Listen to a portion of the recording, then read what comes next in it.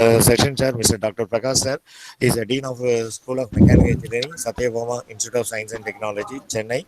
Dr. Prakash Sir, he has over 28 years of teaching experience and 15 years of research experience, demonstrated history and higher education, skilled in curriculum development and artificial intelligence, Microsoft Office. He joined the Satyabama Institute of Science and Technology as a senior lecturer in July 1998. He has completed his PhD in 2011 from Satyabama Institute of Science and Technology. His research area includes the composite machining, optimization, and modeling self-healing materials. He has so far published more than 100 technical papers and intensive paper reviewed journals and conference of international SBA. Thank you, sir. Function sir, you are unmuted, sir. Yes, thank you, Mr. Ram, sir. So we warm welcome our one of the session chair, Dr. G. Anbuchelian. He is having more than 15 years of experience, and he has completed his PhD in mechanical engineering under the guidance of Dr. B. Mohan in 2019. And he is having experience in Tiruvallur College of Engineering, Vandavasi, and SRM Valliyamai Engineering College. He was also associated with the Board of Study member in Department of Mechanical Engineering in autonomous institutions, and acted as a vice chairman in various central evaluation systems, and the placement coordinator and investigation coordinator, and also acted as accreditation member for MD and NAC, acted as TCS accreditation in charge for the Department of Mechanical Engineering. And in his publication side, he has published more than 15 articles and attended more than 10 conferences at national and international level. His highest impact paper will be the 6.8. In index is 4, and he has organized many programs like the FDP, and also attended and also guiding students. Welcome you, sir. Thank you, sir.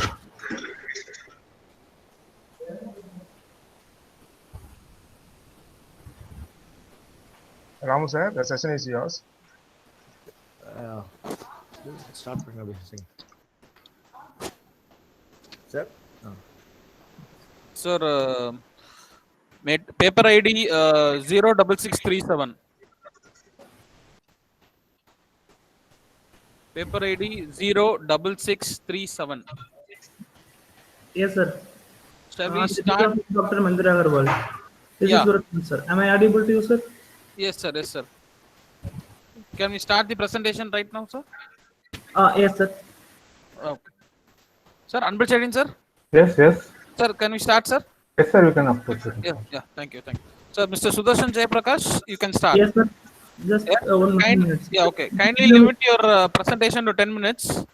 Yes, and 5 minutes will be for questionnaire session, right?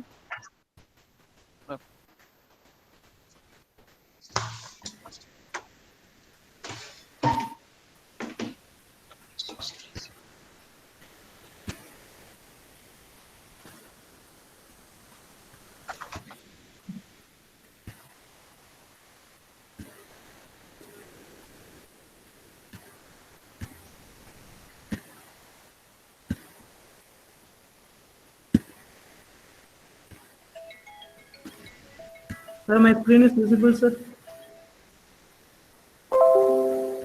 Yes, sir. It is visible. Yes, sir. Yeah. You can start, sir. Thank you. Very good afternoon to all of you, sir. My name is Sudarshan. I am doctoral research fellow from UPS, Dehradun. First of all, I wanted to express my sincere thanks to ICMSD2020 for accepting our work to present as well as the publishing the papers. So I wanted to start my topic. The topic is nanotechnology for green proficient disposal of oil filled produced water, and it's a review paper. So I am doing under the doctoral guidance of Dr. Mandira Agarwal, Professor, Department of Petroleum Engineering, UPS.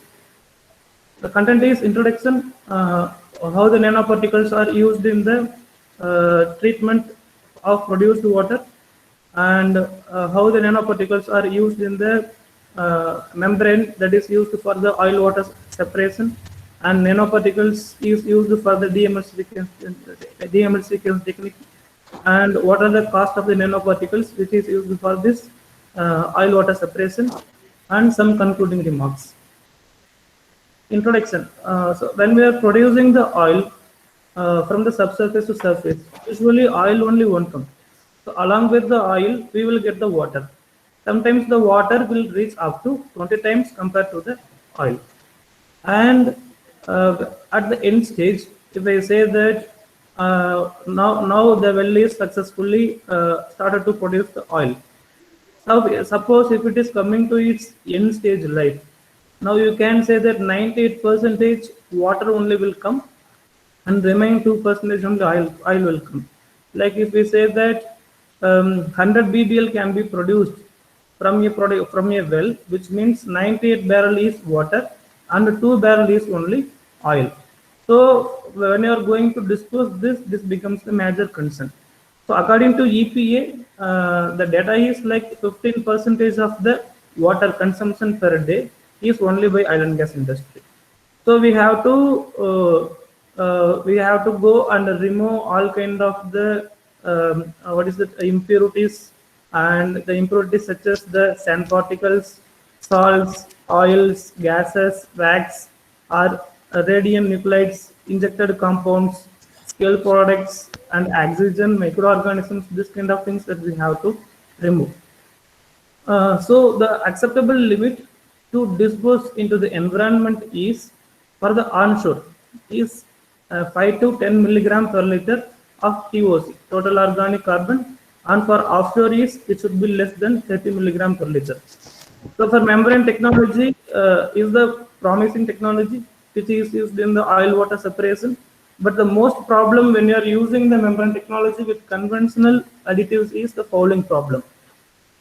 So let's in this review how this using nanoparticles or nanomaterials or nanocomposites or nanofabricates, how it is used to overcome this fouling problem, and how it will help to improve the other properties of the membrane that we are going to discuss. So first, nanoparticles used in the oil field effluent treatment. First it is helping to lower the produced water. So when used zinc oxide nanoparticles in the SAG technique, steam assisted gravity drainage technique, it is one of the enhanced oil recovery. This technique, when we are using this, it is achieved that 87.93% oil, which means 13% only water can be produced from the subsurface. Where the same experiment has been conducted without adding zinc oxide nanoparticles, then the water volume will become more compared to the oil volume. So obviously it can be seen that when we are using the zinc oxide nanoparticles, um, this water volume will be automatically reduced, and oil volume also can be increased. And another process in the when we are going to remove some chemical compounds or the maximum used injected compounds in the well, it is hydrolyzed polyacrylamide. This should be removed and disposed to the environment. So when we are using zinc oxide nanoparticles, it can be reduced up to 65% within the time span of 6 hours. Suppose if we are using the other technique with the same photographic catalysis, it may be taking at least 24 hours to 48 hours to ரெக்கார்டிங்ல red achieve the வரல, same efficiency. ஆரஞ்சில் இருக்கு, So ரெட்டில் next இருக்கு. is just what are the first magnet start பண்ணியா? nanoparticles ஃபர்ஸ்டே used for start the பண்ணியா? same oil removal process.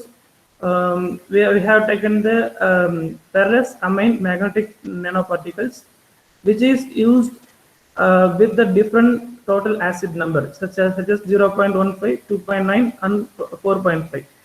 So which this can be used up to remove 99.95%, 97.9%, and 96.4%. So produced water. So just a minute, sir. Please give me a minute.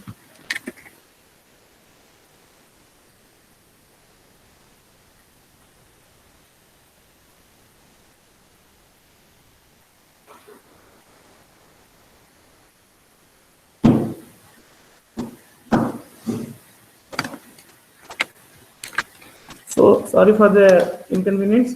Produced water, like when we are taking 280 ppm of oil, that we are going to remove the oil content, or we are going to reduce the oil content less than 10 ppm. That should be only reinjected to the well. So when we are using the magnetic nanoparticle, and obviously without any other treatment or without addition of any other chemicals, it can be reduced up to 8.9 ppm. But the same thing when we are going to done without adding this ferrous magnetic nanoparticles, the oil content was 22.2 ppm. So again, the magnetic nanoparticle contribution in oil sponge absorption. This oil sponge absorption is the technique to remove the oil spill. Generally, which happens in the ocean. So magnetic hydrophobic sponge, it was prepared with the help of ferrous magnetic nanoparticles, and when they have used this, they have found that even the pH condition is changing with 0 to 14.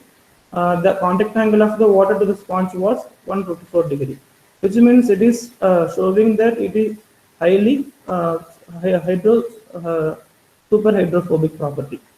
And another magnetic hydro superhydrophobic polyurethane sponge, it was also prepared, and it is showed that can be used for 15 times when we are using with the preparation of ferrous magnetic nanoparticles, oleic acid, and graphene oxide.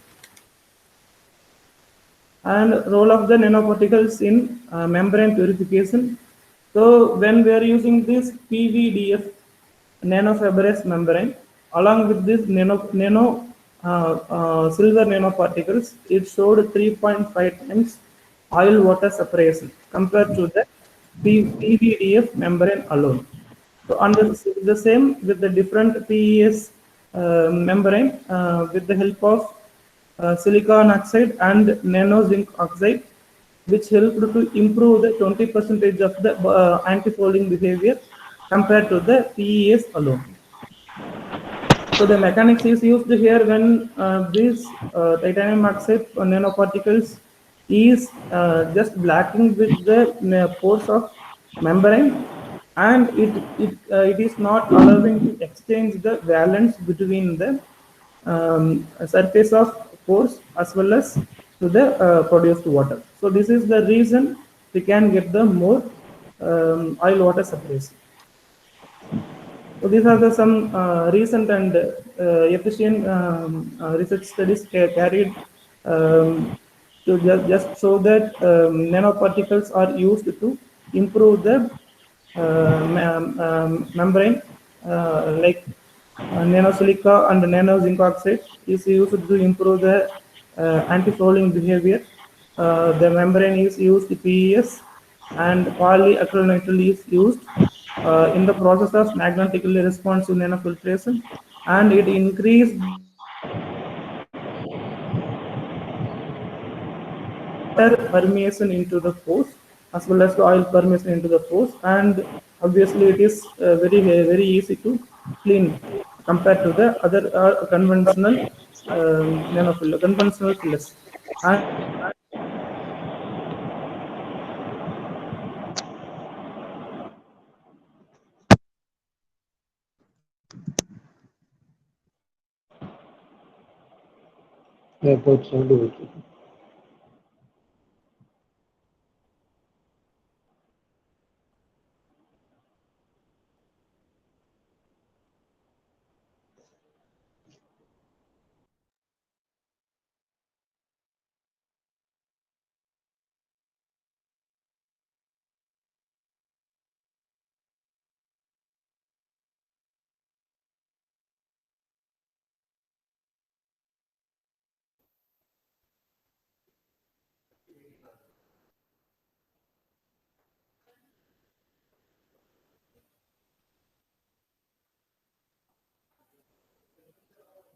பேர் என்ன?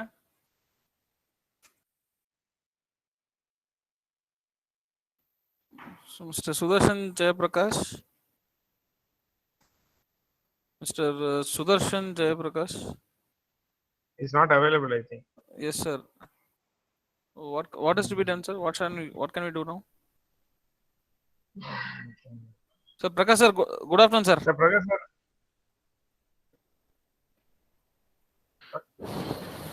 Prakash sir, good morning, sir. Sir, you are muted, sir. Sir, please unmute. Sir, சொல்லுங்க. Yes, sir. Good afternoon, sir. Good, sir. Okay, sir. Mobile வந்துட்டு விடுங்க. Yes, sir. Already one presenter was Jay presenting, Prakash. sir. Yes. He was having some problem. Good, next presenter, sir. Yes, sir. We will try with the next. Come, sir. Okay, sir. Sir, Mr. Balaji. Sir, available, sir. Yes, sir. You can start your presentation, Yeah, sir. fine. Thank you.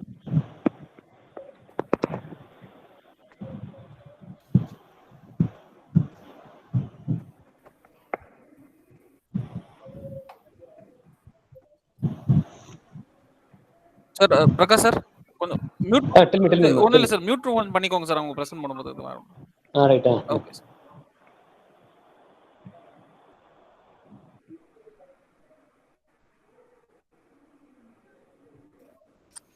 Balaji sir, your screen is visible, so you can start the slideshow and you can start the presentation, sir. Yes, sir. Just a minute. Yeah.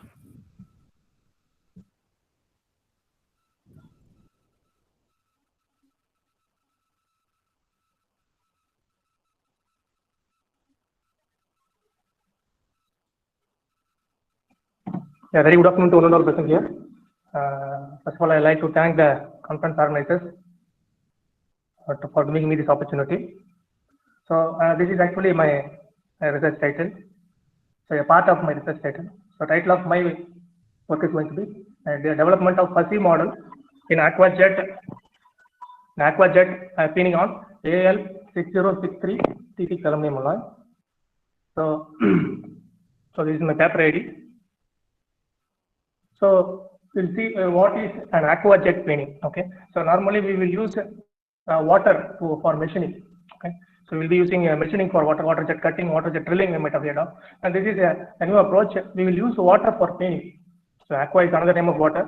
So I am going to call it as aquajet pinning or water jet pinning, both means the same.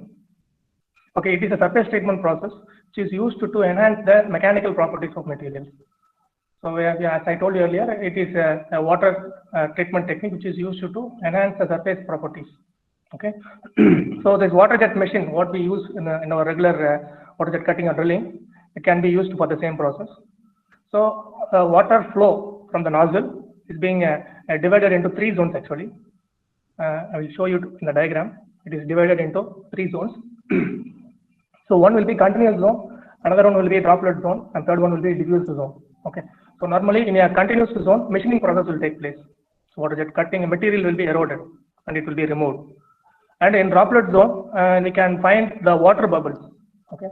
So the idea here is we are going to use that water bubbles for painting. That is the main concept behind this work. And in diffuse zone, it is used for just cleaning operations. Okay. So our primary idea is to find the droplet zone. Okay. So that is the first step of this research, this work. Okay. So next we will see the mechanism. So as I told you earlier, the last zone has been, it is being ignored. We are not going to use that. So only the continuous zone, it is okay. And the next we will be having a droplet zone. Okay. We have to identify the droplet zone first.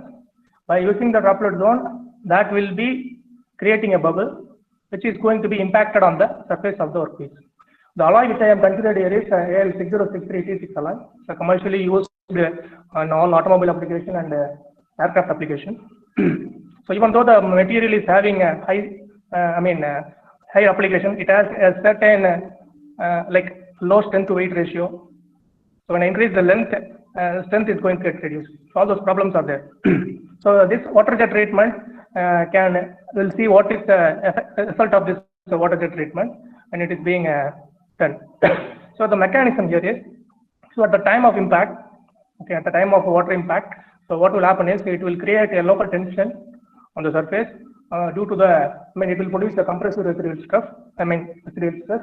So which will cause you a permanent deformation on the material, and thereby cleaning action is going to take place. So this is how the mechanism is going to be.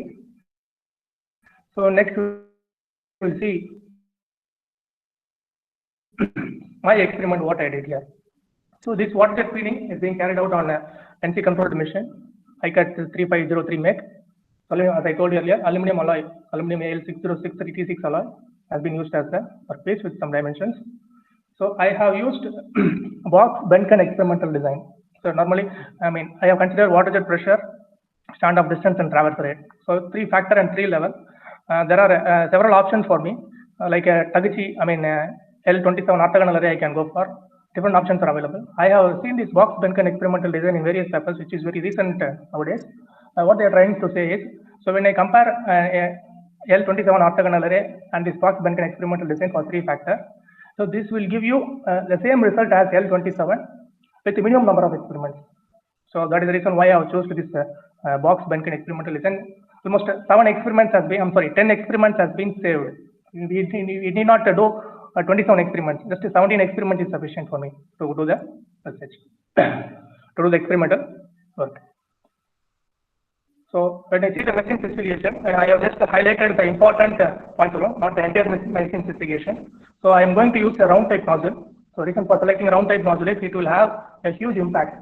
Like volume of a large volume of water, large volume of bubble can enter into the workpiece. If I use any other flat or any other type of nozzle, it may not be that much efficient. So now, what if the diameter is 0.2, nozzle focus diameter 0.762 mm, and the maximum water jet pressure can produce up to 350 megapascal. So these are all the 3 factors and 3 levels I have taken. So these factors and levels are, before going into these factors and level, I made a few trial experiments to identify the regions of water jet cleaning and machining. So we have to differentiate the water jet cleaning and cleaning and machining. We have to compare. So I have just made a few trial experiments to set these values. This 150, 160, and 170 water jet pressure. The standard distance of 80. So at 80 is the minimum value I have set. 90 and 100. So traverse rate 1500 mm per minute, 1750 mm per minute, and 2000 mm per minute. So these are all the factors and levels I have set for my experiment.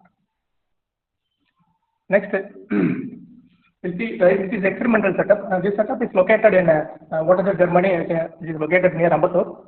So they are just manufacturing the machine itself. They are just assembling the machine and they are selling the machine. So this is the machine where I did my experimental work. So it is an NC-based numerical control setup. Okay, so based on the initial parameters I have completed this 17 experiments. Okay, these are all the samples I consider for this 17 experiments I have made. So I will show you the experimental setup of this box Benken experimental design in the next slide. So these are all the samples. So 17 samples I have made and one unpeeled. So in order to compare how the peeling has been done. So I made no treatment. The last one is unpeeled. So remaining 17 samples has been done. Okay. So this is actually the real experiment. So 17 experiments we have done. Okay. 17 experiments we have done, and 2 responses I have considered. One is Vickers micro hardness. Another one is surface roughness. So by using these 2 parameters, I am going to compare what is the status of the experiment and what is its benefits and what are all its comparisons. Likewise I went for it. Okay. So first we will target on this Vickers micro hardness, how it is happening. So first, so this Vickers micro hardness test has been used to measure the hardness of the sample, and this uses a diamond indenter with a load of 0.1 kilogram with a dwell time of 10 seconds. So in this water jet treatment, the maximum value of hardness is 123.5 HV. The minimum is 106.9. For a base sample, it is 97.1 HV. So the maximum hardness has been achieved due to the combined effect of water jet pressure 160 megapascal and a standoff distance 80 megapascal and the traverse rate of 2000 mm per minute. So when you see the changes in micro hardness, it has been increased up to 25% than when it is compared with the base sample. So I'm just talking about the maximum changes in the hardness. This is what with respect to micro hardness. Next, I went for the surface roughness. Surface roughness has been measured by using surf powder SC3500 from Kasaka Laboratories. So it has an interchangeable stylus, which is used to be dragged on the surface of the treated sample, so that the surface roughness values has been recorded. So here also we can find the minimum surface roughness up to 2.98 and to a maximum of 3.865 micrometer. So on comparing the pinned sample with the unpinned sample, so the larger variations are reported. So that I will show you in the next slide. So the larger variations have been so this is actually the surface roughness profile of the unpinned sample and the pinned sample. In an unpinned sample, as you can see, one or two peaks. So this is due to the already the surface may be prone to certain roughness on it. So this is actually the unpinned one. So for a pinned one, we can see the vibrations. We can see the ups and downs, more ups and downs. So which is indicated that the surface roughness has been increased on the surface. So that we can say that pinning operation or any other surface modification has been carried out on the workpiece. So the maximum surface roughness was obtained due to the combined effect of 160 megapascal pressure, standoff distance 80 mm, and the traverse rate 2000 mm per minute. And the surface roughness again it is increased up to 24% when it is compared with the unpinned sample. When I compare the RA value of unpinned one and the pinned one, we found that the maximum up to 24% is increased. Okay, so this is the experimental part. So whatever I told you earlier, it was an experimental part. Now I am going to simulate the experimental path based on the value by using fuzzy logic, so that I can compare the fuzzy model and the experimental model, how far it is correlated. So that is the next phase of this work. So fuzzy logic, we see a few introduction about this fuzzy logic. Fuzzy logic is used to represent the relation between factors by using a Boolean logic between 0 and 1. So we can have various conditions like partial truth, completely open or completely closed, partially open, like twice we can fix the condition. So these factors and levels or these factors and conditions are based on membership functions. Okay, so there are some membership functions. Based on the membership function, some rules are framed.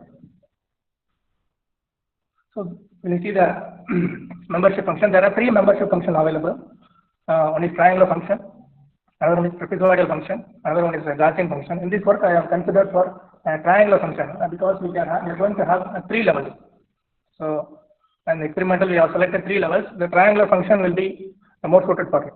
So, low level, medium level, and high level. Three level I am going to consider. So, the triangular function has been selected for this experiment.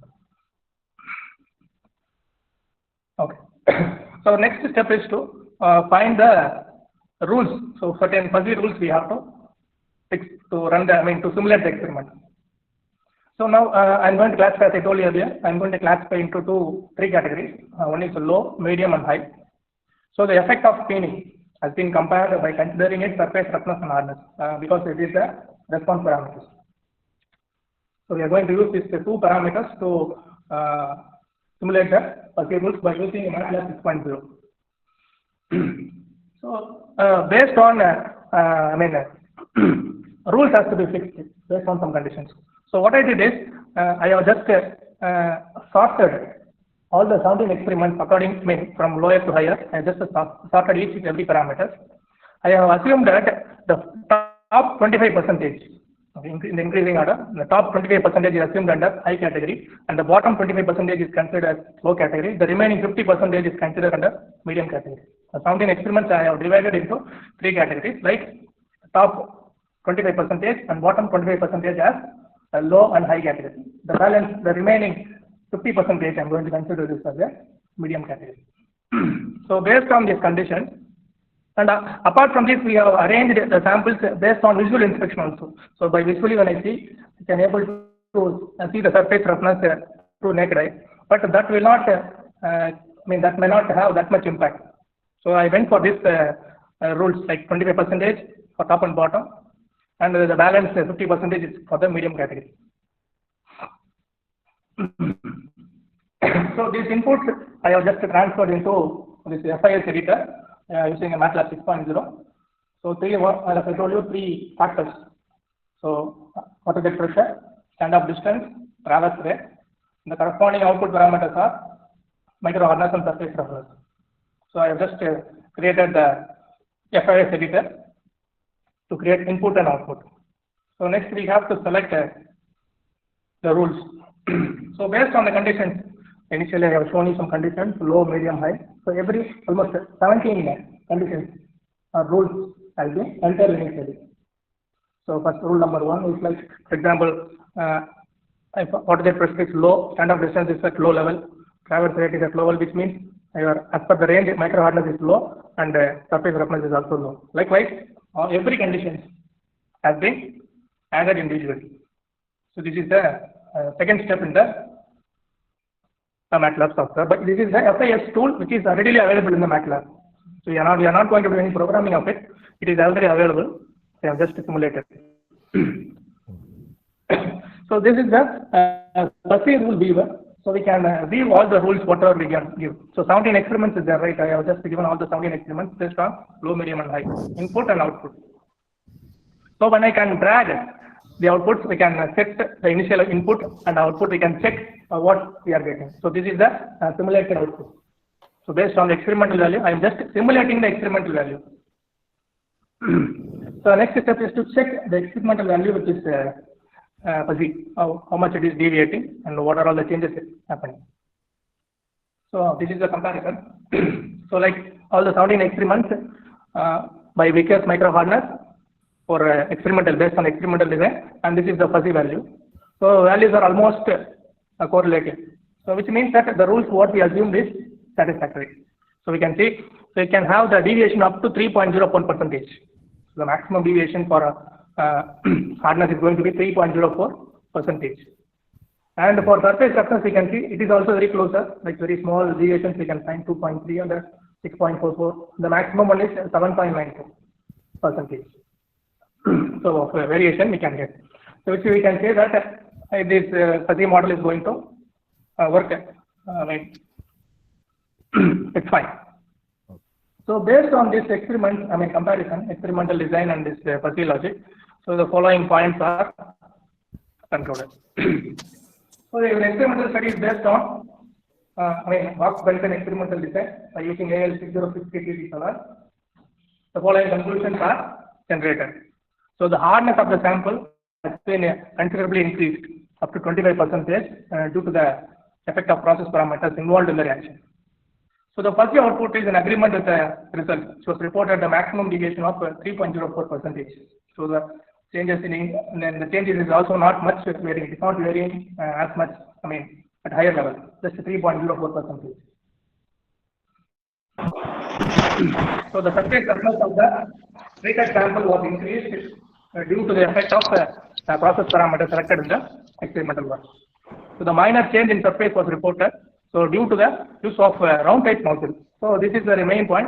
So when I use the round type nozzle, a large volume of water is getting impacted. So which makes the surface treatment a little bit even. If I use any other parameter, you can find the uneven and we can find the randomness in that.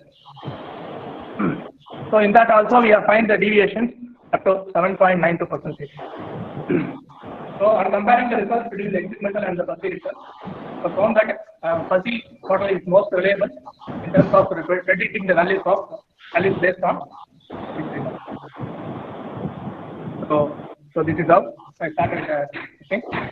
We can find any questions.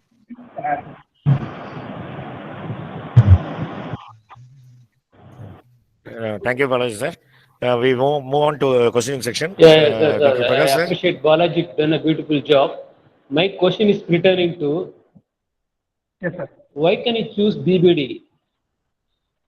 Rather than even in Taguchi method, we have a L7, L8, L9. Yes, But sir. it is a number of experiments, why can you choose BBD? And BBD have 3 types. One is ECD, another one is, in BBD itself, we have 3 types. Which type you are Yes, using? sir. Yes, sir. Which one is locked that? Any central composite design or? And moreover, then we have a BBD 2 types of trial Yes, out sir, is yes, sir. done. One is 17, another one is 15. We have to say 17 or 15. This is 17, sir. You're giving a justification that I am reducing the experiment from 27 to 15. Why No, can't no, you sir. done with 9 itself? No, Your no, motto no. is, Two nine, sir, but yes, sir. Yes, sir. your motto is to reduce experiments. Why can't you try with the L9, L7 or L8, L12, So L13? so it will be very less, so that maybe in another set of experiments I can do, sir. But 17, I don't want to reduce it drastically, sir. Did you compare the Suddenly from results? 10, 20 some. Yes, sir. Did you compare the results? No, Because no, I up to didn't now, compare. I didn't compare, sir. But that's in why future, it is a plan to compare, sir. when do a more number of trials, then you can get Yes, the sir. very good accuracy value, correct? Yes, sir. Yes, sir. I'm just started this work, sir. In future, definitely I will do with all the experiment levels so that I can So compare you will conduct trial test to ensure the various optical parameters. You are Yes, sir. fixing Yes, sir. 100, 150, 200. No. What is the Yes, progression sir. there? Which one you can follow it? In what base you are picking 100, 150, 200? You are giving First, input. yes, sir. First, initially, I made a few trial experiments, some random experiments. My Before, question is, you give a yes, sir. input parameters in 3 levels, correct? Yes. How do you fix those 3 level parameters? There is supporting First, document there. yes, sir. Yes, sir. First, To I have validate referred a that few. I am choosing 100, why can't you choose 75? Why can't you choose 50? Why I can exactly choose 100? Then what is the progression from 100 to you move on to 150? What is the correlation? Why So I can't have. you 100, 200 and 300? There is another question. Another one is, did you conduct trial experiment? You did it for 3 levels, 100, Yes, some. sir. Yes, sir. Did you take a trial experiment, at least 5 experiments after the experiment is over? Yes, sir. I have made at least some You trial are not experiments. showing any mathematical calculation also here, correct, to validate your results. The purpose of Taguchi and RSM and BBD are used to find out the intermediate levels of parameters, but you not see anything there, any regression model are not there. Now, how do you compare those models with the fuzzy models? And also, you are showing an experiment with the equipment, correct? Yes, sir. There is no technical specific in the equipment. And what standard you cut the specimens? What is the standard you cut the specimen? Whether British So, standard or what are the standard you chosen it? so since this is a surface property, sir, it's like I just measuring only the surface roughness and hardness, so it need not be any. In order to ensure that, how do you cut this? What standard you cut the samples? Some spec will be there, no? Yes, sir. Yes, sir. X length, Y length, Z length. What is spec you adapted? Which standard falls? That is another item required to clarify you. And finally, what do you show the comparison chart with the BBD Yes, sir. method versus fuzzy method? Yes, sir. Now, how do you validate it? Which is the better, whether BBD or fuzzy? I don't know.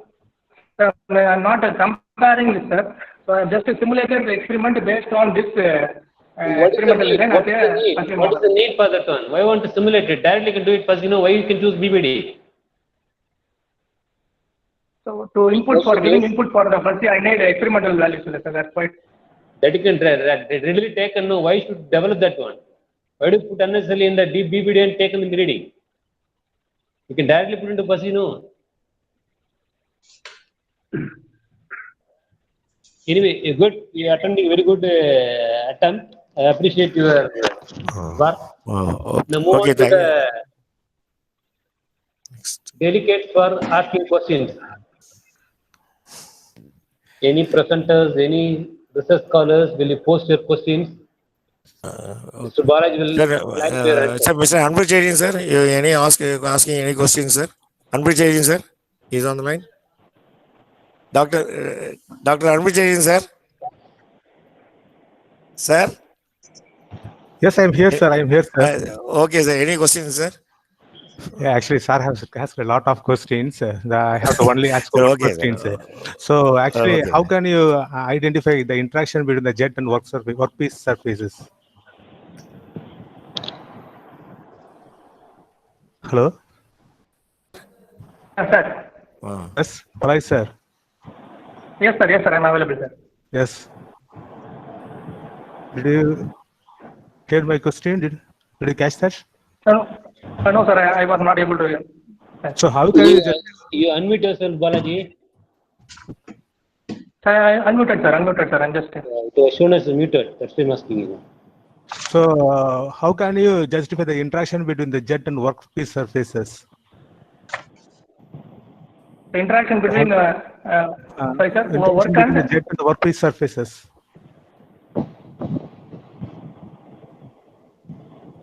So I don't get the question, sir. Interaction between work and. Interaction between the jet and the workpiece surfaces. So the What standard are distance. main a general question I asking. So what are the main parameters that affects the interaction between the jet and workpiece surfaces? And what you choose? That means you are asking about what are all the factors that are affecting the surface parameters with respect to the water jet spinning. So one is water jet pressure, sir. Another one is standoff distance. Another one is traverse rate. And apart from this, we can have nozzle angle can be varied. So in which I am currently working on it. So nozzle is kept perpendicular over here. So what I am doing now, the current thing is I have just made an incline to 45 degrees, 30 degrees. So by considering the abrasive particles, so inclusion of abrasive particles also being considered in the research, sir. So second question, what are the input parameters that you have? What is the reason that you have chosen that as input parameters? So water jet pressure is out of studying the literature, I can find the most important affecting parameters like water jet pressure, standoff distance, and traverse rate.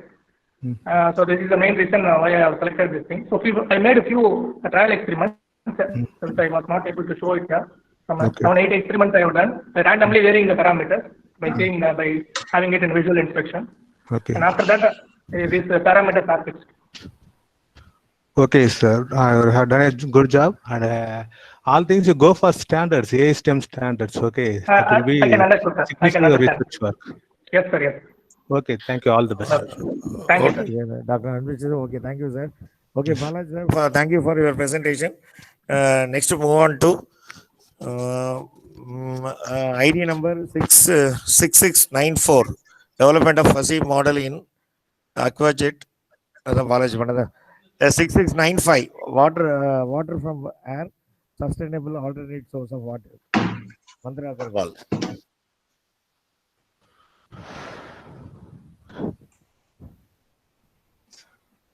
ID number 6695.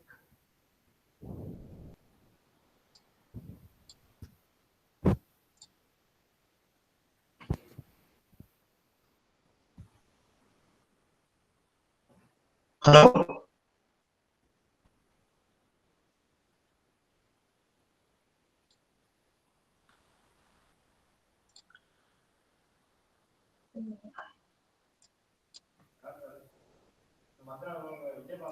Hello, sir. Yes, sir. You know this? Yeah, can you able to hear me? Yes, sir. Yes, sir. You can start your presentation, sir. Yeah, on the screen you can see the presentation on the screen, huh? Yes, yes, yes, sir. Your presentation is visible and your audio is also clear. You can start with your presentation. Okay. Thank you. Yeah, I'm Dr. Vijay Bhaskar Reddy, working in ADNOC, Abu Dhabi National Oil Company in Abu Dhabi. So, from the on behalf of our Dr. Professor Mandira Agarwal, we want to present a paper on the harvesting of water from air. It is a sustainable alternate source of water. So this presentation will cover basically what is the water availability on Earth and its water use pattern, and also say about the water technologies, about this principles of harvesting water from air, and also we have conducted in one pilot project. We will be explaining details of the project, and also comparative analysis of the economic analysis, because there are number of water technologies, number of water resources, and also from the in addition to the Middle East experience, also we have reviewed the applicability of the water technology in Indian context, and we will be sharing the conclusions from the study.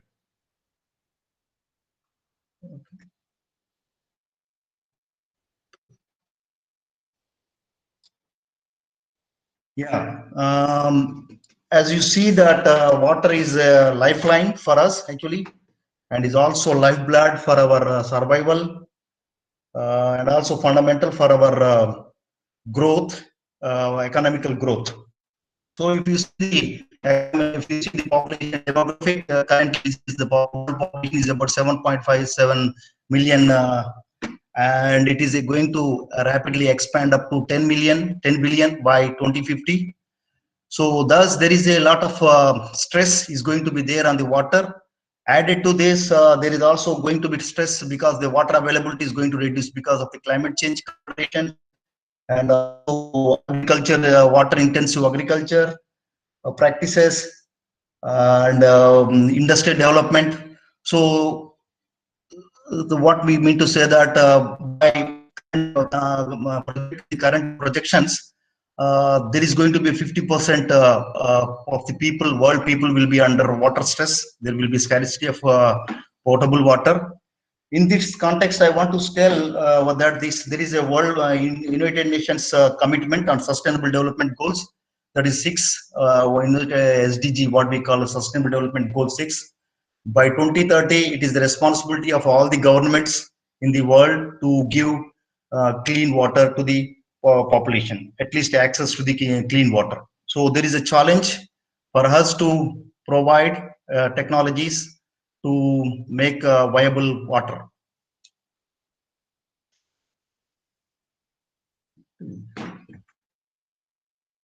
Coming to the Middle East context, because this experiment was conducted in Middle East, so I want to here in India we are very fortunate that we get a lot of rain. Here the rainfall is very scarce. This water use, if you see, the 26 times water, the 26 times more than the what the water we see on the rain source. So, and here the Middle East, or we can say Middle East countries, main economy is dependent on oil and gas operations, and they are all located in remote areas, and the industry requires a lot of water. As in the paper, we have seen that produced water and other things, but the produced water, what we saw in the first presentation, produced water have a lot of oil content, requires a lot of treatment, and also a lot of solids actually.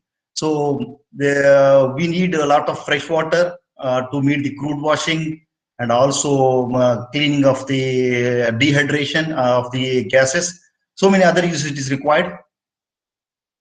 So the oil industry, the main driver for the economy of these countries, are working on different technologies to augment the water source. So if you go to the just to brief about that, so there is a water. If you see that there is a water is everywhere. What we see water, like we say that 70% of what is the earth is covered with water. But if you see the statistics, as per the NASA, only 3% of the water is fresh water, and remaining is in 97% of the water in seas. The water main problem, it is having a lot of salinity, lot of total dissolved solids, so it cannot be used directly.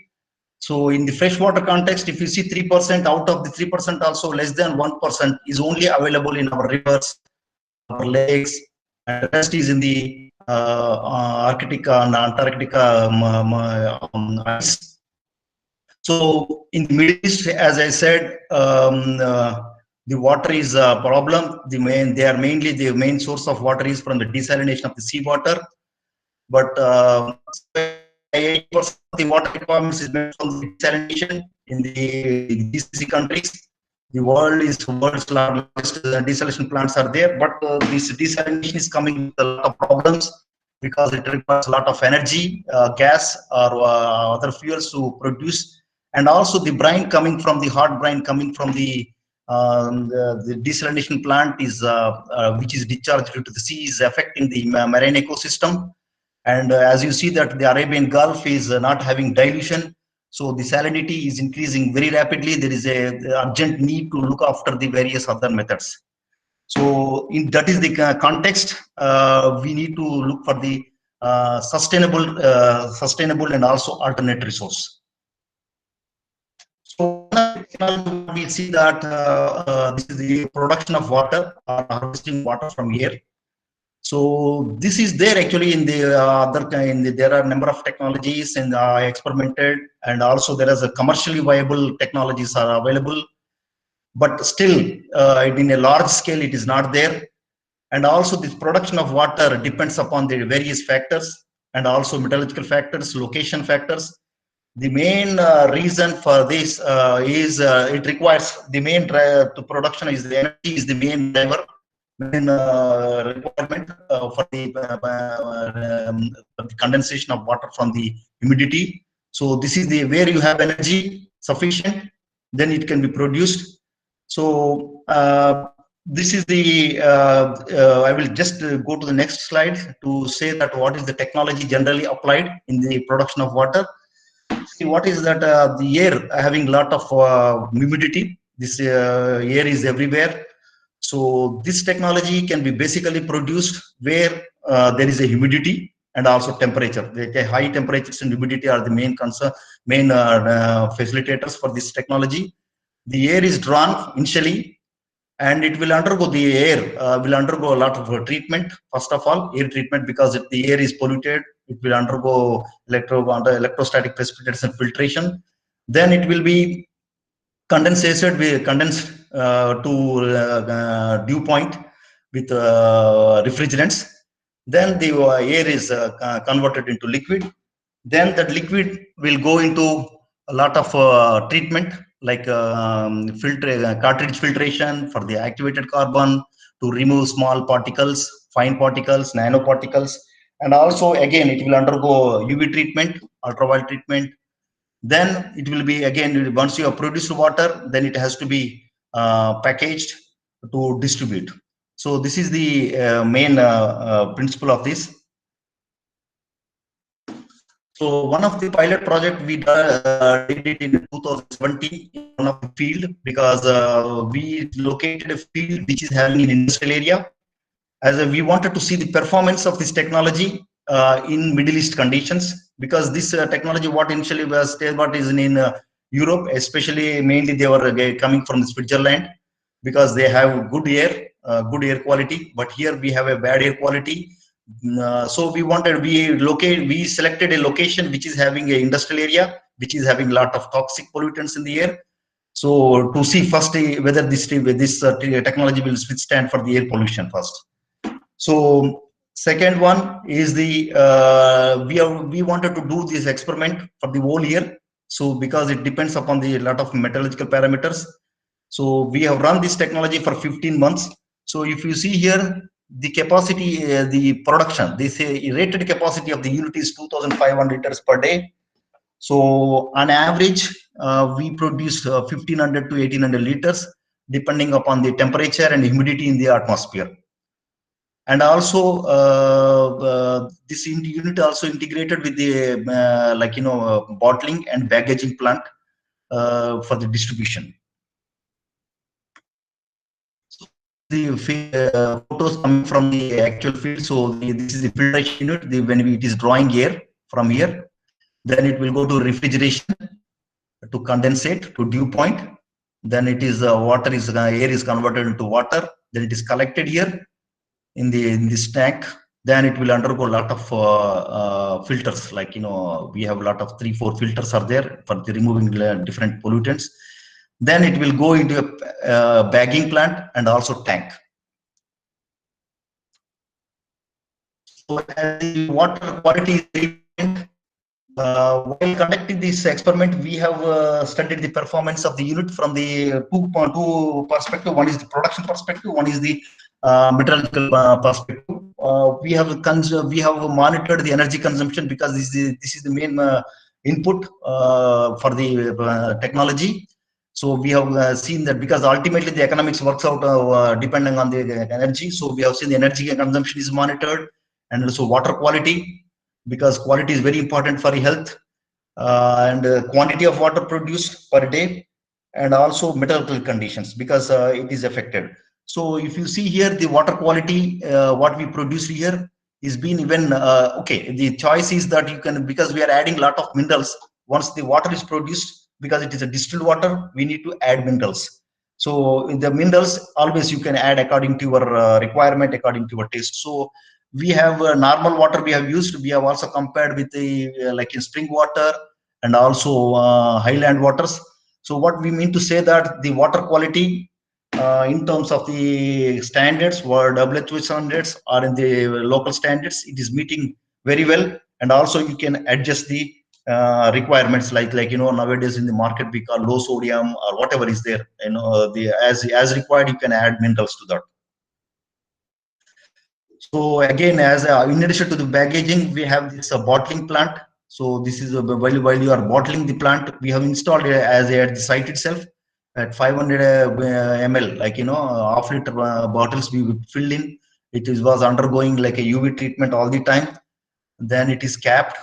Then again, all the time we were doing testing for the bacteriological contamination of the water, because you are handling a lot of water. So this is one of the important parameter, a biological parameter. So that was about the technological demonstration. Then we have seen this technology, how it is feasible economically. So we have completed, we have done with 3 options. One is with bottling, with bottling system, with integrated bottling system, producing bottles and other at the place. Sometimes in the bottles are not very difficult to produce, so we and fill it. So instead of bottling, just put it in dispensers and distribute. So this will reduce our plastic waste also. Actually, this is also kept in mind. So from all these 3 options, we come to know that the payback fee period for the bottle, this kind of system with if you have integrated plant with bottles, it will be economical. So the production cost is very comparable with our market rate, and also the payback period is ranges from 1.3 to less than 2 years. And also we have seen the traditional plants in India. So in India, it is costing about 12 liters per bottle per liter. So it is at the market conditions, the retailing conditions, not at the production cost. But when we compare it with this, if you have a technology, you can, if you have a dispensers and if you distribute it within your working areas, it will be like, it will be nothing actually. So it will come to very minimal, like 40 paisa, 50 paisa. The cost of production if you have a if you don't want to do bottling. So in the we have seen that in India also it's been experimented at a lot of places, basically the defense, like because they don't have access. So this technology is basically very good when you don't have access to water, when there is no rainfall, there is no groundwater. This can be produced on site where you need it. So like BSF and all the defense army persons are located in interior, so there is no need of transporting water or supplying, so you can produce there. This was experimented in defense sector and also in railways and also in Gujarat. They have experimented because Gujarat is also having a lot of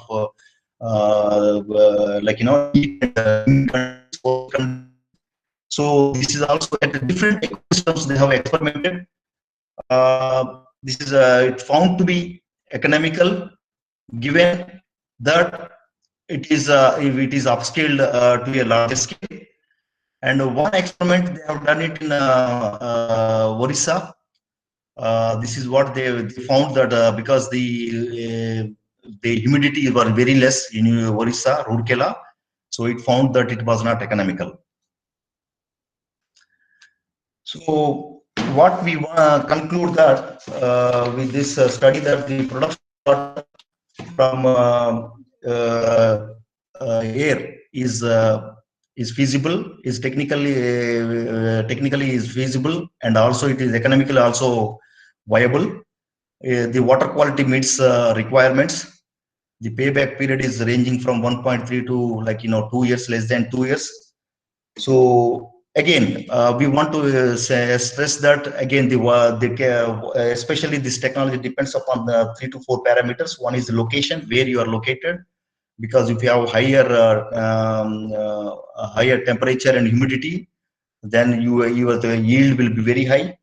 And also energy costs, because energy costs also is driving for this technology. If you have in Chennai and IIT also, they are experimenting with renewable energy. So if you have a renewable energy, it will be very economical.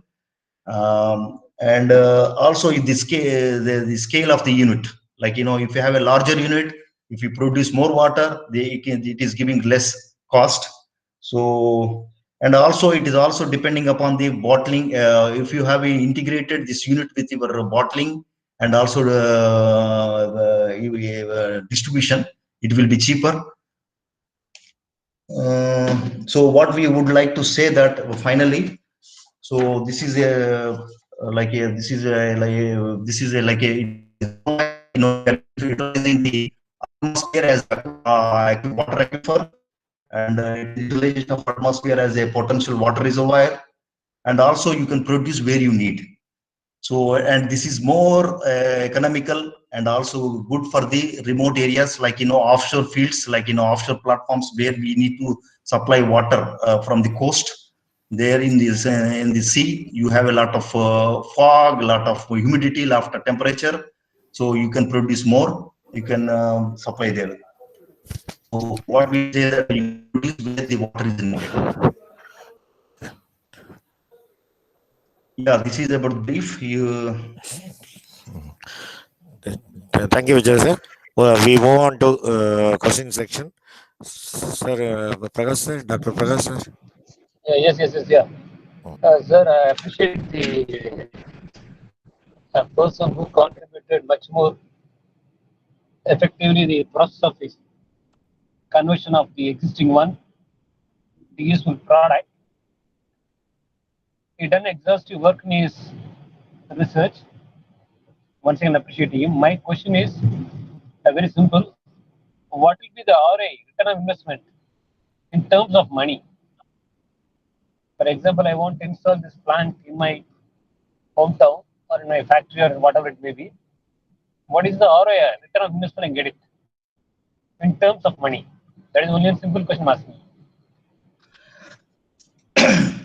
Yes, actually, this is if we, even there are plants available even to produce like 50 liters, 100 liters also.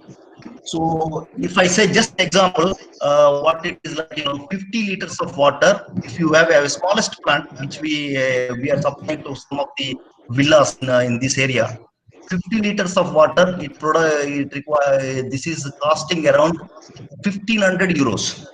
So that is about 100, like 1.5 lakhs. You can say that 1,500 euros. It is costing.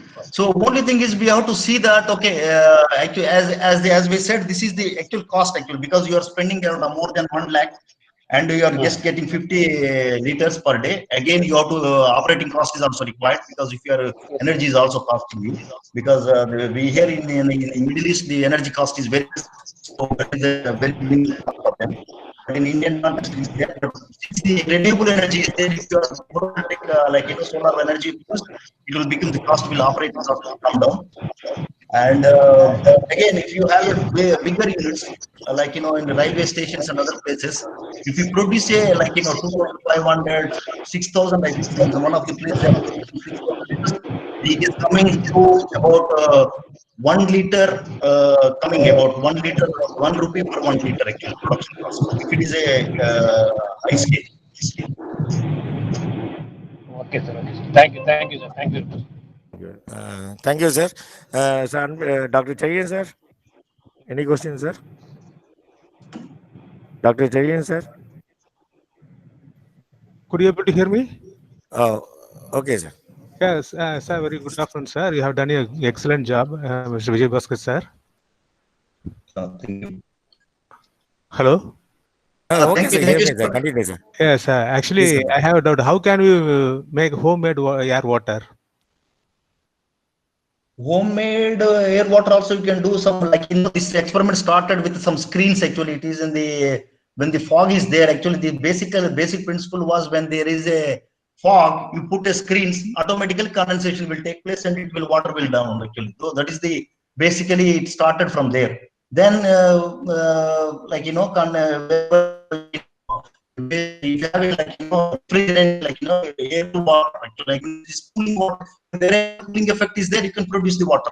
In Chennai, you can produce more because as the higher temperature is there, also when the higher temperature is there, the air volume is high and more humidity is there. So it will give you more output.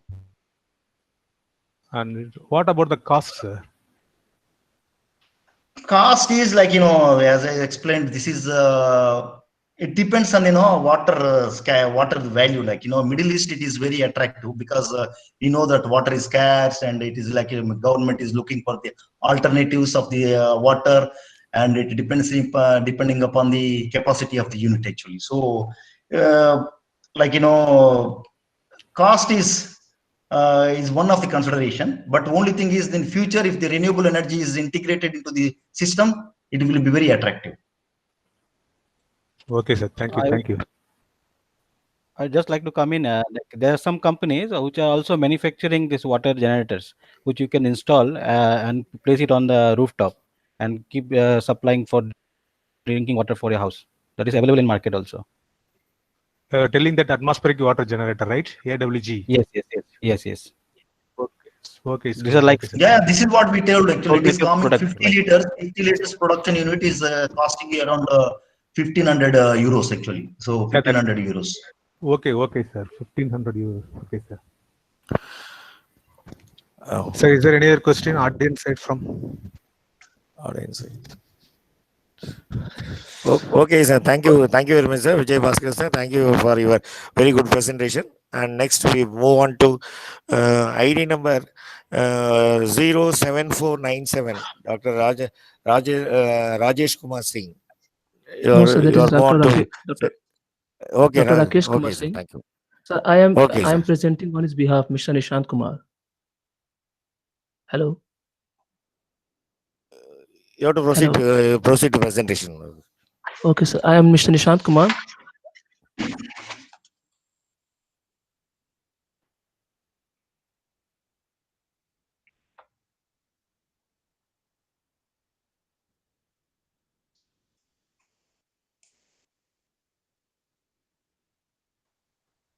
Nishant Kumar, you have to start the presentation. Yes, sir. It is visible. Not visible, sir.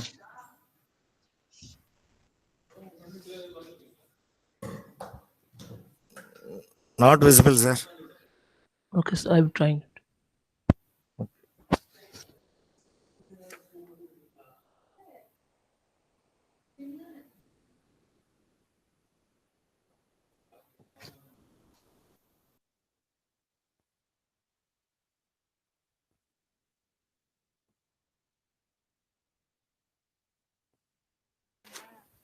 Mr. Nishant Kumar, are you online? Yes, I'm online. I'm trying to. Yeah. You can see the present now option. Yes, sir. I'm trying to, but your entire screen is not. Okay. You don't share the entire screen. Instead, you can share your presentation. Present a tab. You can see. You will be having that option, or present a window. Yes, Dono. I think both are not in working show. Okay. I'm trying to do that, sir. Okay. So is it okay that if you present it at the last, so that we will move on with the next participant? Oh, okay, sir. I'm trying to just. Yeah. 07814. Deepa ma'am, are you online? Deepa ma'am? Hello. Yes, yes, yes, Nishant. हाँ sir हम कर रहे हैं sir आपसे link presentation हम उनको कर रहे हैं सर लेकिन स्क्रीन शेयर नहीं हो पा रहा है sir You will be able to share the screen, sir. Okay, you presented at the last. So as of now, we will Okay, move on with the other participants. Okay, sir. No, thank you. Ma'am, Deepa ma'am, are you ready? Ma'am? Okay.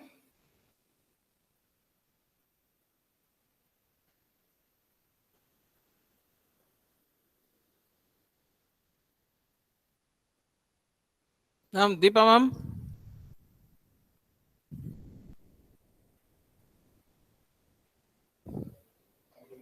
Deepa ma'am?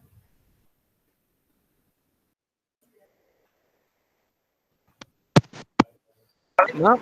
Sir, screen தெரியுதா sir? Sir, Screen visible? தெரியுது. Yes ma'am, yes ma'am, yes ma'am. Yes sir, 1 minute. Okay.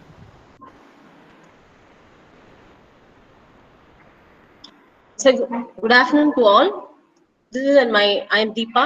My topic is evolving NLO effect, mechanical, thermal, and dielectric study of N-benzoyl glycine dope L309.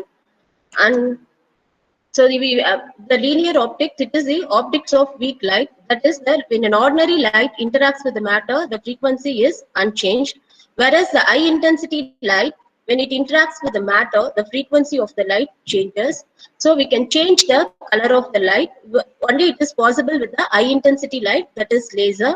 So the ruby laser, red ruby laser can be changed to a green color.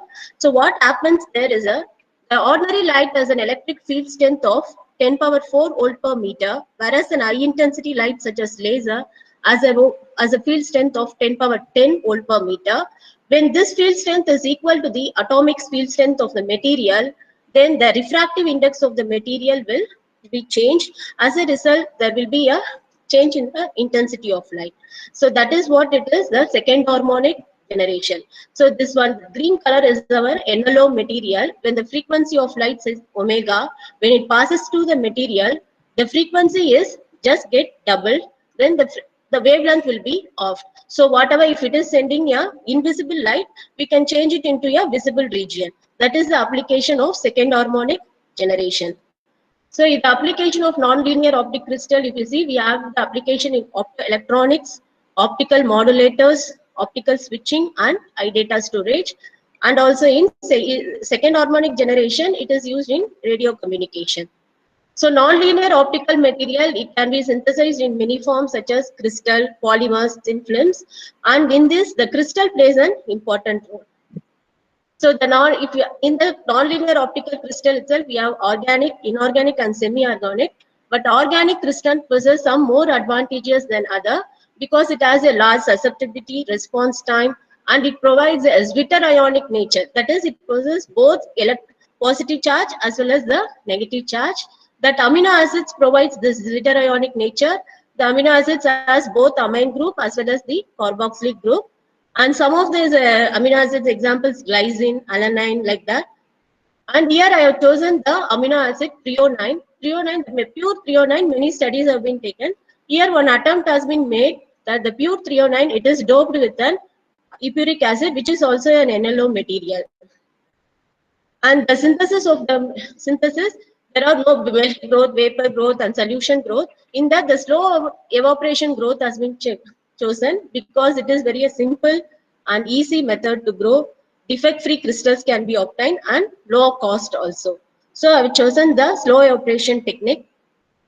So the material here, the threonine and epuric acid, it is taken in the ratio of 1:1, and it is made soluble in acetone, and it is stirred for 30 minutes, and it is kept in a room temperature, and it is taken in the beaker, and it is closed with a polythene paper, and the holes are made so that the slow evaporation process will take place. And after 2 weeks, we get a small transparent crystals were grown. The photograph of the crystal is shown. And these are the characterization studies I have taken for the crystal: single crystal XRD, FTIR, thermogravimetric analysis, UV, and second harmonic generation studies, dielectric studies, RNS studies have been taken. So for single crystal XRD analysis, we have the unit cell parameters, and the crystal has a structure of orthorhombic structure, and it has a space group of P212121, which is a non-centrosymmetric space group. So non-centrosymmetric space group, it is an essential condition for the second harmonic generation. So these are FTIR studies. A spectrum has been drawn from wave number and transmittance. As we know, this gives the fingerprint of the molecule. We can find the functional groups present in the compound. So these are this table shows the vibration of the molecule. And the third study is ultra UV study. Here we can see that there was a strong absorption at 235 nanometer, and after that there was no absorption from 300 to 800 nanometer. That is, in the visible region there is no any absorption. So this makes it is for application in the nonlinear application like frequency doubling application, because the crystal is transparent in the visible region. There is no absorption. And the next is second harmonic generation study. The second harmonic generation study was carried out by Cook's and Perry powder method. In this, the crystal is powdered into a uniform size, particle size of 10 micrometer, and is taken in a capillary. And when the laser light is passed, the frequency of the light will be doubled and the wavelength will be arced. For pure 309, if you see the SHG efficiency, it is 1.15. It is compared with the KDP. KDP is a commercial nonlinear crystal, nonlinear material, that is potassium dihydrogen phosphate. It is compared with that, it is 1.15. Epuric acid, if you see, it is 1.26. Whereas the 309 doped with epuric acid, it has a efficiency of 1.62. So it is comparatively high compared to 309 and epuric acid when we dope the material. And the next study is thermal studies. The thermal behavior of the material is studied by thermogravimetric analysis. It is in the temperature range of 50 to 500 degrees Celsius and at a rate of 10 degrees Celsius per minute. You can see the TGA curve that up to 250 degrees Celsius, the sample is stable. After the 250 degrees Celsius only, you can see the curve goes down. That is the decomposition in the material, which resembles the melting point of the material. So before melting point, the sample doesn't decompose. So this one, it is used for the fabrication of devices in the optoelectronic devices. And the next study is hardness study. The mechanical strength of the material is found. In this, the material is load ranging from 25 gram to 100 gram is applied.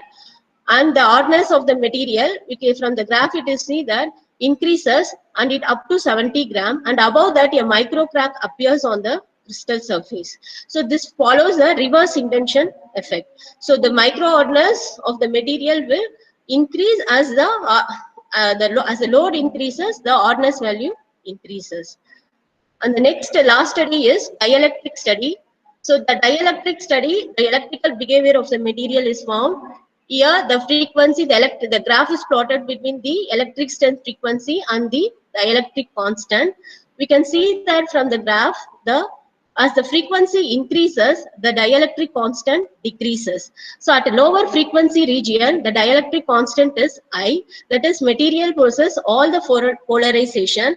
We have the four types of polarization: orientation, electronic, ionic, and space charge. So all the four polarization occurs in the low frequency region, and at higher frequency the polarization goes on decreasing, so the dielectric constant decreases. And dielectric loss also is the same. So as the frequency increases, the dielectric loss decreases. So the loss is less in the higher frequency region. So that is only I have shown here. So they're taken for different things. As I said, the dielectric constant and loss decrease with increase in frequency. So this is also enhances the optical quality of the crystal. So as a conclusion, the LTHA crystal, was grown by slow evaporation technique, and the crystal we do the single crystal XRD and FTIR studies were taken, and the optical studies, that UV visible and SHG studies were taken, and the thermal behavior was studied by using TGA study. It is stable up to 250 degrees Celsius. And the mechanical behavior was studied by using Vickers microhardness, and the electrical behavior of the sample also analyzed by dielectric study. So LTHA is it's a very good power limiting and switching application it has. So thank you all. Thanks for the ICMSD organizers and coordinators who given me this opportunity. Thank you.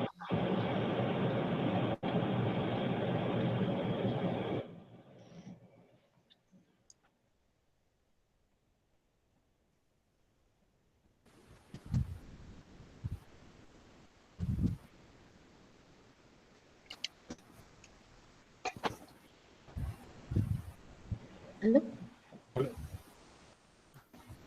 Hello. Okay, ma'am. Thank you, ma'am. Okay, sir. Thank you, ma'am. We move on to question section. Dr. Bhagat, sir. Yes, sir. She's done a very good work. I appreciate her. There is no question from my side. Yeah, on Maybe my the side also, sir. Thank you, sir. Anbu Chedi, sir. Yeah, Dr. on my Anbu side Chedi, also. So this is new to me, so that I don't have any questions. sir. Okay, sir. Thank you. Thank, Thank you, Deepa ma'am. Thank you for a very good presentation, ma'am. thank you, sir. Thank you. Nishant Kumar, sir. Nishant Kumar. New Nishant. topic in fact. Thank you, ma'am. Thank you, ma'am. Okay, ma'am. Nishant Kumar, you ready for presentation?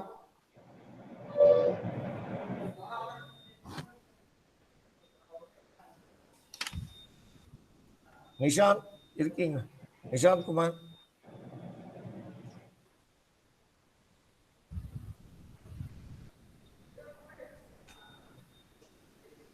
Are you ready, Nishant Kumar, for presentation?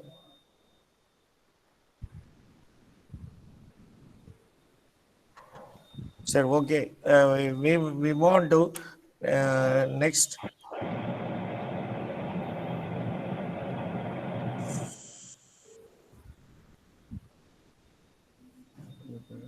Surya Prakash. Surya Prakash. ID Sir, number yes, sir. 08384. Ready for Yes, your sir. Good. presentation? You start the presentation. Yes, sir. Okay, sir.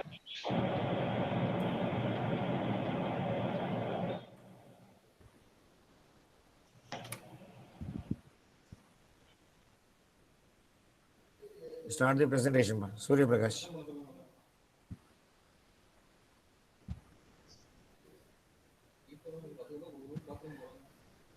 Next, Manoj Kumar, ready for presentation. Next, Manoj Kumar.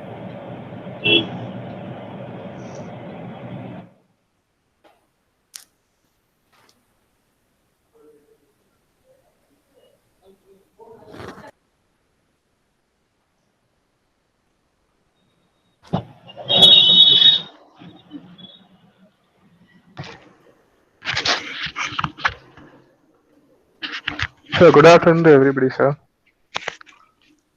My topic is design of solar power seed sowing machine, sir. In India, the agriculture is the main process in India. Nearly 70% of population in India depends on agriculture only. By day to day, the population in India and other developing countries have been raised. So the need of food also being raised. So we need to develop the agriculture process in simple manner.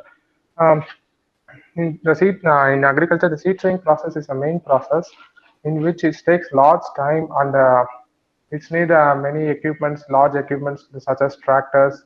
Many other equipments also need. In market, the semi-automated seed sowing machines and some other seed sowing machines are available, and which may uses the fossil fuel to run, and which may leads to the uh, pollution in the environment, sir. So by this project, we can reduce the usage of the fossil fuel and we can reduce the required time to see for seed sowing process in the agriculture field, sir. This is a problem statement of this idea, sir.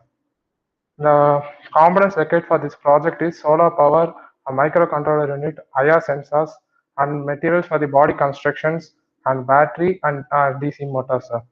So working methodology is this vehicle is a fully automated, sir. Solar power gets energy in which solar power is converted into electrical energy by means of charge controller, and it's saved in the battery, lead acid battery, which gives the output to the DC motor, sir. IR sensor detects the line, sir. IR sensor detects the line, directs the way, and it detects the obstacles in the way also, sir. It's a line follower robot which is controlled by the MCU, and MCU gives the output to the DC shunt motor. From the DC shunt motor, the digging mechanism also be done.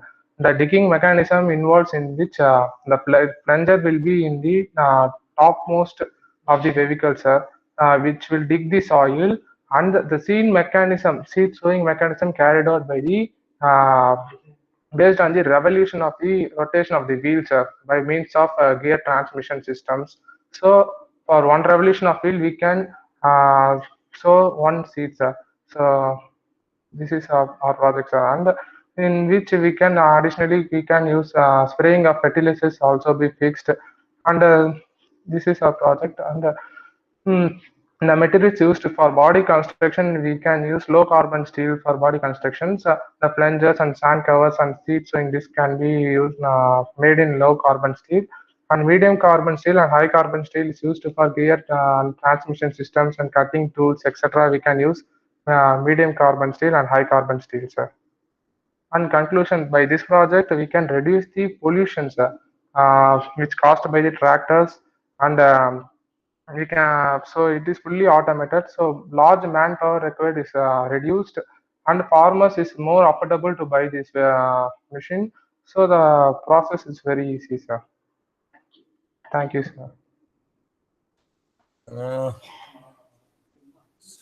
Thank you, Surya Prakash. Sir, we move on to question section. Sir, Doctor, sir. Prakash, sir. Yeah, sir. Good, Surya Prakash. My question is very simple. It is patentable product, or it's a regular available product? No, sir, it is patentable, sir. It is not available. Semi-automated If it is a patent design means partially automated specifications. only is available, sir. Now, my question is very simple, ma. You are showing a presentation. Yes, sir. Correct? You are showing a presentation. Correct? Hello? Sir, we are under developing, sir. Yes, sir. We are no design features are there. Yes, sir. Yes, sir. There is no design drafting. Hi, sir. I can, yes, sir. You are not showing in the presentation, correct? Okay. Sir. Sir, designer, sir. Sriram, sir, myself is under construction, sir. We are. Yes, sir. It is under construction, sir. We are developing the project, sir. Good. Appreciating you. From that side is a question that from my side. What the next question? Sir, and Dr. Jay, sir. Any questions? Yeah, actually, how can you interpret with the real-time application? Okay, sir. Thank you, sir. Thank you, sir. Surya. Sir, okay. Connection cut ஆயிடுச்சு போல. Okay. Okay. Sir, next we move on to Manoj Kumar. Manoj Kumar. You start the presentation part next. Sir. Okay. You start the presentation.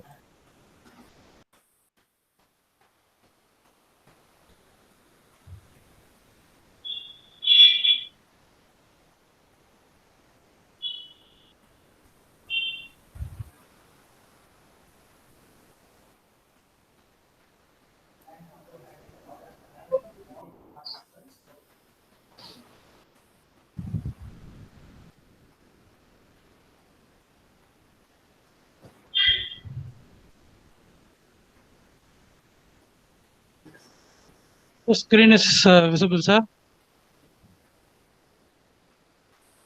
Visible, you start the presentation.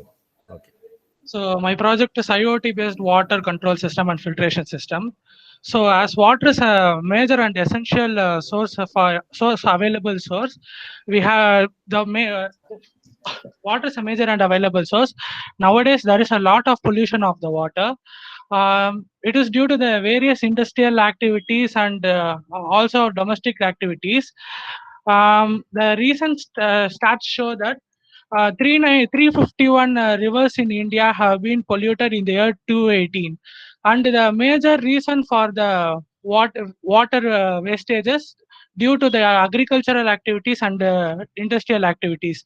So these two activities contributes a major reason for the water pollution. the various chemicals which we are using in the industrial activities, that is pesticides and fertilizers, due to the water runoff, they are not even get dissolved in the water. They are just carried away by the water, and they are joining the river basins. Similarly, in the industrial way, all the coolants we are using in the industries and all the chemicals that we are using in the industries are although they are treated, they only get partially treated, and they reach the industry river basins. So in my project, in my project, it mainly concerns about the water quality and checking and the filtration system.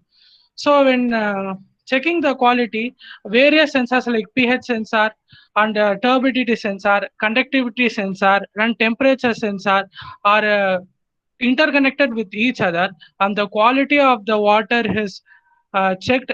And before disposal or before disposal into the rivers, or they can be reused, we are filtering the water so that they can be disposed into the river basin with a clean and environmentally safe purpose. Next, the components used in the sensor is pH sensor.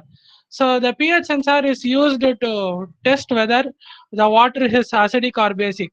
As in many industries, they are using chemicals for their process. So they are used to clean the chemicals, and they are disposing into the river basins. So before releasing into the river basin, the pH sensor can be used to check whether the water is acidic or alkaline. So the conductivity sensor is used to state whether there is any dissolved substances or small sediments or polluted particles in the water. And this conductivity sensor even senses a very small amount of dissolved salts, and very small particles or very small impurities can be detected by using the conductivity sensor. Next, the water level sensor is used to indicate the level of water in the tank.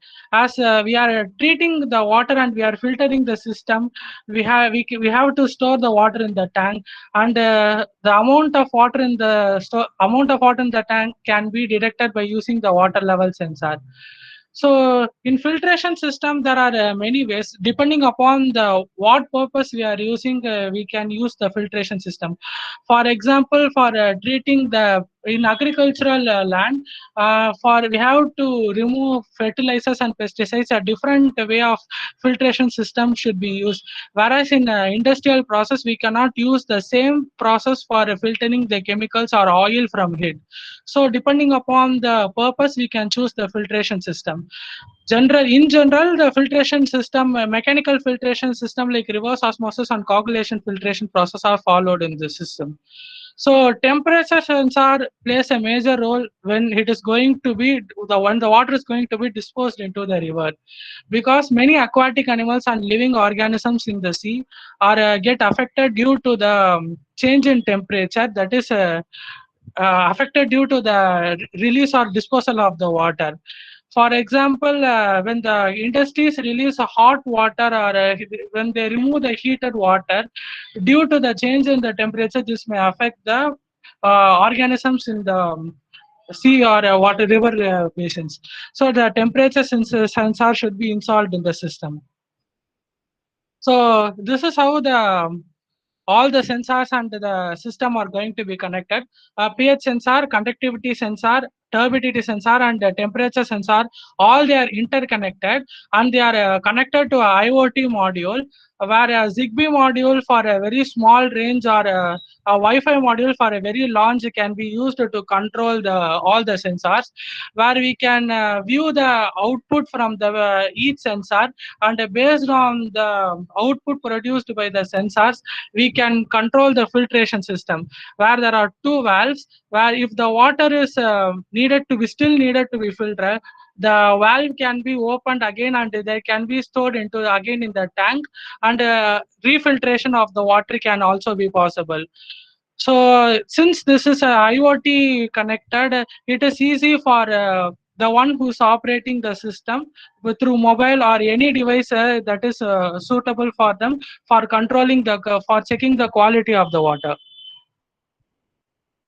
So coming to the conclusion, so although many steps and many ways there are in today available for water controlling the water pollution, so this type of system proves to be more efficient and they work for a longer range. So and it is more easy and it also reduces pollution furthermore, and the water can be further preserved and further saved for the future use. So thank you.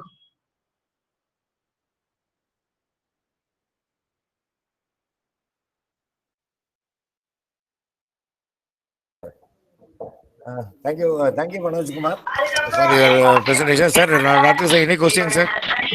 Prakash, sir? No questions. Okay, Doctor Cherian, sir? No more questions.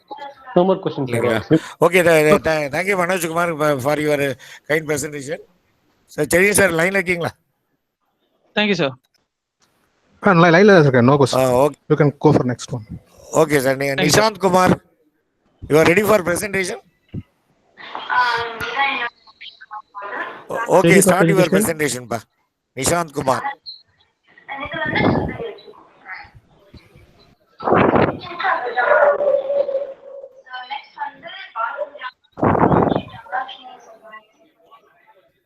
Nishant Yes, sir, Kumar, I'm sharing it. you start the presentation.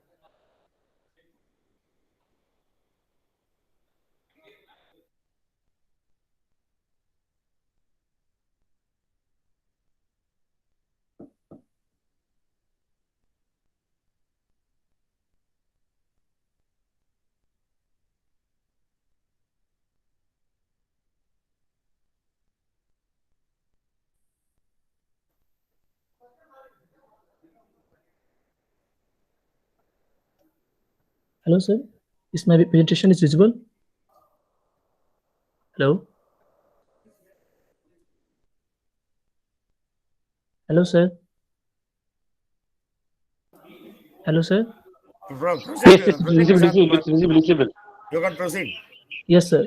My name is Mr. Nishant Kumar. I am working in Harvard Knowledge University as a post of technical assistant, and I'm going to submit a paper on influence of lithium ion on structural, optical, and magnetic property of nickel ferrite for multifunctional application. I'm submitting this paper on behalf of Dr. Rakesh Singh, who is the corresponding author of this paper.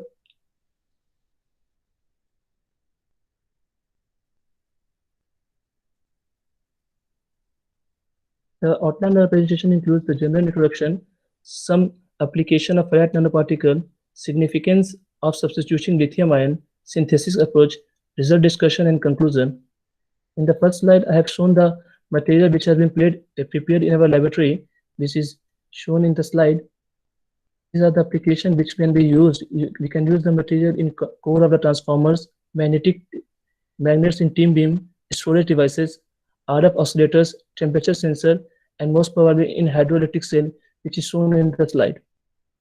What is the significance? Significance is that when we substitute alkali metal in the divalent element, we have seen that the enhancement of magnetic as well as dielectric properties, creation of oxygen vacancies, which leads to defects, which have been enhanced the optical and electronics properties of the material. It has been shown that due to the defects and the porosity creates in the material, it has been used in hydroelectric cell. The graphical abstract shows here is the preparation of the material using the metal nitrate, and after that we have grinded with the mortar pestle and then annealed the sample for 550 degrees Celsius, and then we get the sample prepared. The graphical abstract here is there is a shift in the HKL position. This is the SCM images. This is the energy band graph, and it is a magnetization curve. This is the flowchart of the materials. We have taken the nickel nitrate, ferric nitrate, lithium nitrate, the salts of them, then put in the DI water, create a homogeneous mixture, and after that we put in the magnetic stirrer for 4 to 5 hours. Then when the gel is obtained, we put it into an oven, dried it, and then powdered it out and put in an oven, muffle furnace for 2 hours, then 550 degrees Celsius. Then we get our desired product. This was the XRD pattern of nickel ferrite and lithium nickel ferrite, which we can see that there is no change in the peak sentence. There is only the change in the shift of the higher angle, which is shown in the next curve. This is a high, which is the prominent peak, that is 311, which has been shown toward the lower angle, which can also be related to the decrease in lattice parameter, which has been highlighted in this pattern.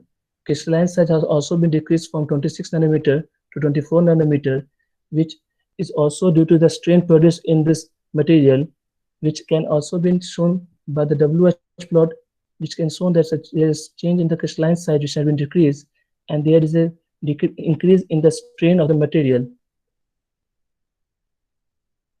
On the morphology of the material, we use SEM images, which shows that the porous structures, and with the substitution of lithium ion, there's a needle-like structure which is obtained and slightly agglomerated. For other structure parameter, we have done the FTR measurement. FTR measurement shows that there's a shift of the octahedral and the tetrahedral bed structures. For this, we have done our force curve calculation. This shows that bond length has been decreased with the substitution of lithium ion. This is might due with the strain produced in the material.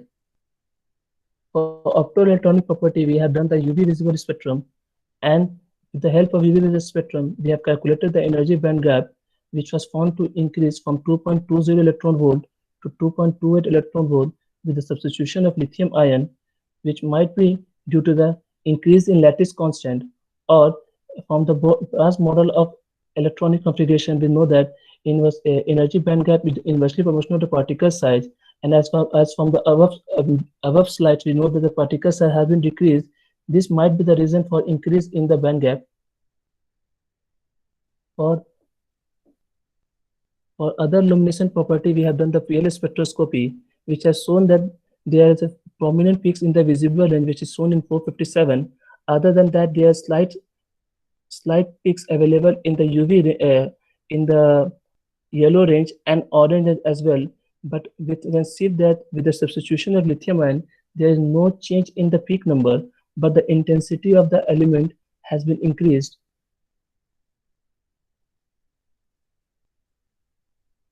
After that, we have done the magnetic measurement using VSM. This shows that there is an increase in the saturation magnetization and coercivity with the substitution of lithium ion. Therefore, this is seen from 36.5 EMU per gram to 41.5 EMU per gram, and the coercivity has been increased from 178 Gauss to 192 Gauss, and similarly, the retentivity has also increased. Thus, all the magnetic parameters have been increased, and enhancement has been shown with the substitution of lithium ion. Thus, in the concluding part, we say that with the substitution of lithium ion, we have synthesized nanoscale product at a very low annealing temperature of 550 degrees Celsius. The structure study confirms that the cubic spinel structure having a deuterium structure, there is a slight increment with the substitution of lithium ion from 2.20 electron volt to 2.2 electron volt. The photoluminescence measurement shows that the material is in the visible range. All the magnetic parameters have been increased with the substitution of lithium ion. Thus, the PPM material can be used in light absorbers, photoelectric degradation, magnetic optical device, and some other important devices as well. Thus, the present material results gives us a mass production of monovalent substitution ion with a low-cost technique for numerical applications. Thank you, sir. Okay. Sir, we move on to question section. Sir, Dr. Prakash, sir, any questions? No, sir. No questions, sir. Yeah. Anbushan, sir? Sir, no. Just continue. Okay, end of the session. Sir, thank you for participant, and sir, Dr. Jai Prakash, sir, and Dr. Anbushan, sir. Thank you for coming this third international conference. Thank you very much, sir. All the participants over. Thank you, sir. Thank you. Thank you, Prakash, sir. Thank you, Prakash. I'm well speaking. Thank you. Thank you. Thank you. Can I leave, sir? Thank you, sir. Okay, sir. Thank you for Thank you. Thank you, sir. Thank you, sir. Sir, leave very well. Okay, sir. All the participants kindly leave, sir. All the participants kindly leave. Where is the corner? Where is the corner?